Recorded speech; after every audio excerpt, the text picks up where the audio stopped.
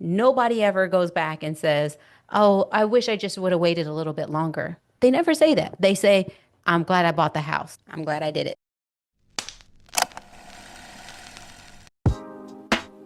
Thank y'all for joining the Twincast. It's the podcast where business and faith are our foundation and a good laugh is always on the house. We're identical twin sisters navigating the real estate world one deal at a time. The Twincast starts now. I'm Cherie, your go-to lender, helping you with all things finance. And I'm Nicole, your favorite realtor, helping you find the perfect place to call home. And if you're just now joining us, here's a few things that you need to know. We're top 1% in our field. We have over a decade of experience. And with our unique twin dynamic, we offer our clients an undeniable edge. This translates to huge monetary savings through stronger negotiations and smarter financing strategies. Yes, ma'am. So we have a few things to discuss today. And really what it comes down to is the biggest cost of money isn't waiting, it's time. Let's unpack that. Okay, so when we hear customers or future customers or people in the market considering buying, they've been chasing a rate, they've been chasing a market drop in price, and I mean I've waited 1 year, 2 years, and we've talked to so many buyers that have been waiting and waiting, and we're like, okay, so what is going to magical experience that you're going to see that is going to say, okay, buy the house now? Okay, it's 1/4%, it's 0.5%, or I'm waiting for a $50,000 drop. Okay, why though? Well, I mean, really, why you've been waiting, so many things have happened. Life events have happened in your life that have caused you, I'm 100% sure that nobody ever goes back and says, I wish I just would have waited a little bit longer. They never say that. They say, I'm glad I bought the house. I'm glad I did it. I mean, I actually can think of a client just recently. In fact, he was saying he didn't even want an agent to represent him. But I think that the importance of being a great agent is knowing that you're a great agent, and that you can represent a client even when they think they don't need one.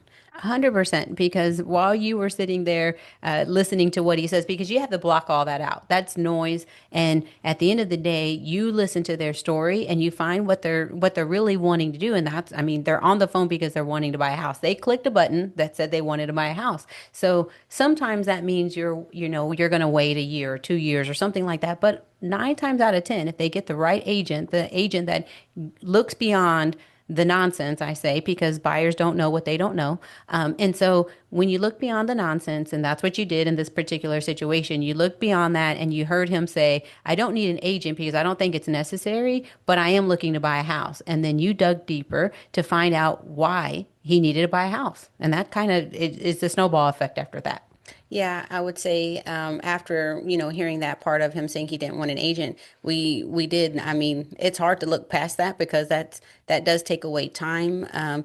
But at the end of the day, my objective is really to help my client, and so I looked past that initial statement and I dug deeper and I understood not really. I just listened, and what he was saying was that he wanted to be closer to his kids. He wanted to help with his grandkids.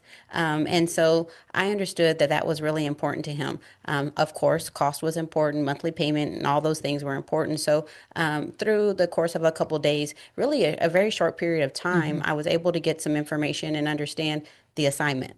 Understood the assignment because there was a home that he needed to sell in some state, I can't remember, but obviously he needed to sell that home. He was coming here to Texas, but there was some sense of urgency that I want to be close to my grandkids. I need to get close to them. And so at some point, after looking at homes for a weekend, Nicole says, or the customer said, I'm just going to have to put this on the back burner. I'm going to have to wait because I need to sell my house, and the market's a little slow here. I'll just wait, and we're not going to do it right now.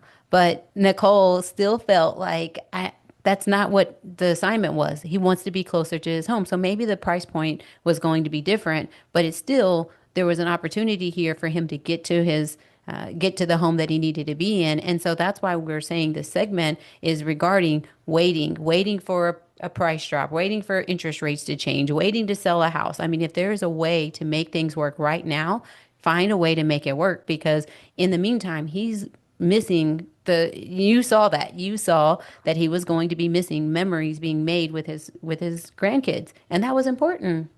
I think, what did I tell you the other day? We're the medicine that you don't know that you need, because he didn't know that he needed an agent at that time, but he really did need an agent to help him and guide him and listen to the things that really mattered to him. And so after having these conversations, I understood he wanted to be closer to his family. Either way, he went back up to his home, Hmm. and he kind of said, he was going to wait a little bit, but I took the opportunity to find this house that we originally looked like that he kind of disregarded after it was the first house he saw, and he disregarded it. But some extenuating circumstances, I would say extenuating, but actually a great situation came up where the price dropped some more. And so I reached back out to him and said, "Hey, I hope you didn't rule this out because this is an opportunity for us." Yeah, because he initially started with a lower price point, and then he kind of thought larger. He went bigger, and then it was, a couple. I think it was a couple $100,000 that he went up in price range. And yes, could he do it? But it didn't make sense with the current situation that he was in. He was going to have to sell a house in another state, then come here, and he was, on the fence of carrying both of those mortgages. But if he bought the lower price home, it would give him the opportunity to buy a lower price home, have a lower monthly payment, then use that property as a rental property, and then move on to the next house. But in the meantime, the time that he's going to get, because now he's going to be next to his kids. He's going to be with his grandkids. Can you imagine? I get to pick up my kids from school. I get to help my son and my daughter-in-law. I have those opportunities now. He can't do that from several states away. So if it's the right time, buy the house, and don't discount being the right time, saying it's not the right time because the interest rates are half a point too high, or I'm waiting for this huge market crash and I'm I mean, gonna. those things, even if interest rate or whatever, that's going to change your payment a couple $100. I mean, for the memories that you're going to gain, it's worth it. And not even a couple $100. So it's really that's what the main focus here is the time that you gain and the experiences, the memories that you'll get to make while here, instead of chasing something that may or may not happen. I mean, people have been waiting years for those opportunities, and we're still talking about if and when and why and this and that. I mean, my goodness, it doesn't matter anymore. The right time's now. The right time is now. So I want, to put that into perspective for you guys. If you're thinking about buying a house, really stop thinking about it. Make the moves, make the phone calls, talk to the right people. Don't talk to somebody I mean, you can talk to them, but really make sure that you're thinking about the memories that could be made, the situations that you're avoiding. If you're in a two-bedroom apartment, or if you're in a two-bedroom rental house and you just got married and your family size increased, I mean, hey, think about the arguments you're not going to have anymore, because now I have a two-bathroom, three-bedroom home instead of, the small apartment. Think about the dog that you'll get to get because you didn't, Susie's been wanting a dog, and now you get to have that luxury, because in an apartment you can't have that. Or maybe your landlord says they don't want any dogs or, pets. I mean, that's a memory that you're missing out on because you're waiting for a rate. Susie's not going to remember mom saved $50 and now I'm going to be able to have a dog. She's going to say, man, I loved coming home to that dog. That dog, and when I needed a hug, the dog gave me one. Everybody loves dogs. I mean, I say that everybody loves dogs. If you're a cat lover, great. But whatever it is, Memories matter. yeah, that's the thing. And I think for such a long time, our society has been thinking monetarily, and money matters. I'm the first one. I'm the first one to tell you that money matters, but money doesn't replace memories. And sometimes you have to put in that perspective, because I'm a black and white type of person, and I often think about the black and white. But at some point, you have to say that that feeling is going to be different. Put yourself in a different perspective, in a different light, because we're chasing something that, we may not see anytime soon. Think about the graduation parties. Think about the anniversaries that you have. We just talked to one of our customers that said, I never knew what that feeling was going to be. I never thought, like I could have never described it. But and once I became the homeowner, when I walked through those doors, I mean, he was very emotional. It was, it's something that you can't really describe. It's just And a, it's all obtainable.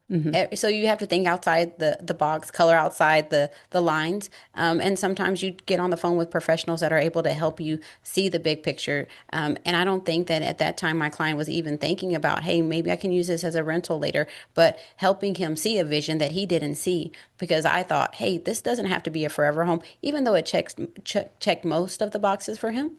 It there was a bigger picture there. He can move that, he can sell in a couple years and he has equity or he could use it as a rental property, but he had the right team.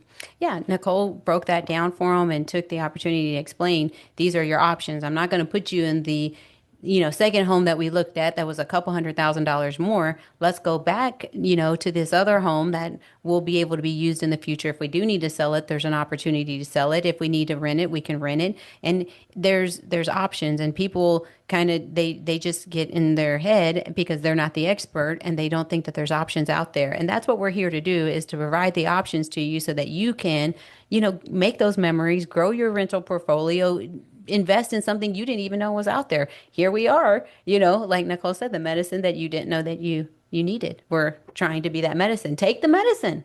Open up. Yeah, here it comes. No, I mean, that's really our segment today. We wanted you to know time doesn't replace memories. So if you love today's episode, like, subscribe, or share. And until next time, keep dreaming big, planning smart, and remember, with the right team, you hold the keys.